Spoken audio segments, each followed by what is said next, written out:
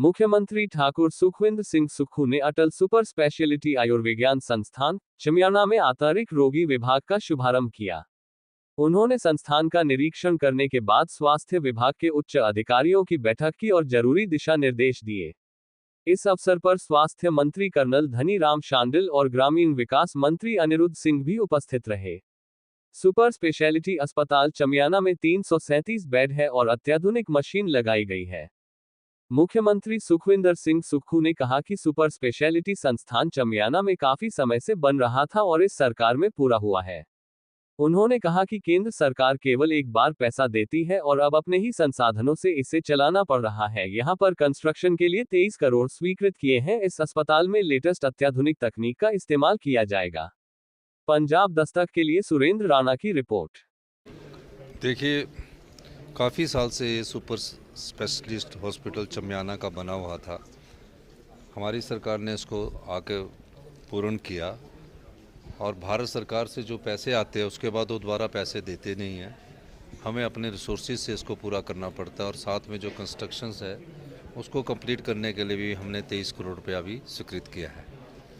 हमारा मानना है कि हम यहाँ लेटेस्ट मेडिकल टेक्नोलॉजी की बात जो मैं करता आया हूँ उस सिलसिले में हम आगे बढ़े हैं। इस हॉस्पिटल में और दूसरे हॉस्पिटल में हम हाई एंड मेडिकल टेक्नोलॉजी लगाएंगे और मेरा मानना है कि अगले कुछ समय में यहाँ रोबोटिक सर्जरी शुरू कर दी जाएगी, जो प्रदेश की पहली रोबोटिक सर्जरी होगी यहाँ और टांडा में। और जो एमआरआई है यहाँ, वहाँ लेटेस्ट एमआरआई हमने स्वीकृत की है और उसके अलावा एमआरआई की जो हमने 3 टेस्ला है वो टांडा में भी स्वीकृत की है, हमीरपुर में भी स्वीकृत की है और नेर चौक में भी स्वीकृत की है। नेर चौक मेडिकल कॉलेज बन गया, आज तक एमआरआई की मशीन्स नहीं है वहाँ, हमने उसको स्वीकृत किया है। और जो आईजीएमसी में एमआरआई की मशीन है वो 19 साल पुरानी है।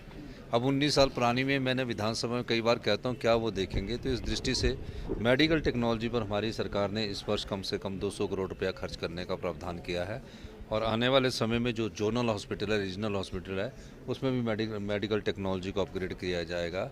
हमारा प्रयास है कि हम मेडिकल क्षेत्र को वर्ल्ड क्लास बनाएं और इस दिशा में मैंने विधानसभा में एश्योरेंस भी दी है कि 1 साल के बाद हमारे मेडिकल जो हॉस्पिटल्स है, पर्टिकुलर हॉस्पिटल्स, उसमें हम हाई एंड मेडिकल टेक्नोलॉजी और अच्छी सुविधा उपलब्ध करवाएंगे। धन्यवाद। सर, यहाँ पर कांग्रेस ये कहती थी, अब ये कह रही है कि कांग्रेस ने कभी फेवर नहीं किया इसका। देखिए, भाजपा का काम है झूठे आंकड़े देकर विरोध करना। अब जब वो जयराम जी नाच रहे थे ना वहाँ, उस समय देशभक्ति की बात नहीं याद आई। हम छोटी सी बात करते थे तो उसमें वो कहते थे। तो आज उनको ये पूछना चाहिए कि देश में जिस प्रकार से निशंस हत्या हमारे पर्यटकों की गई है, हमारे देश के नागरिकों की गई है, उस समय कोई ऐसा कार्यक्रम नहीं रखना चाहिए था। मैंने तो अपना कार्यक्रम हरोली जाना था, मैंने उसको भी स्थगित कर दिया क्योंकि उसमें देश में सबकी एक आम भावना है कि इनके साथ अन्याय हुआ है और हमें न्याय की लड़ाई में जो मोदी जी ने और देश के प्रधानमंत्री जी ने कहा, उस न्याय की लड़ाई में हमारे राहुल गांधी जी के निर्देश है कि हम उस सब लड़ाई में उसमें शामिल हो। धन्यवाद।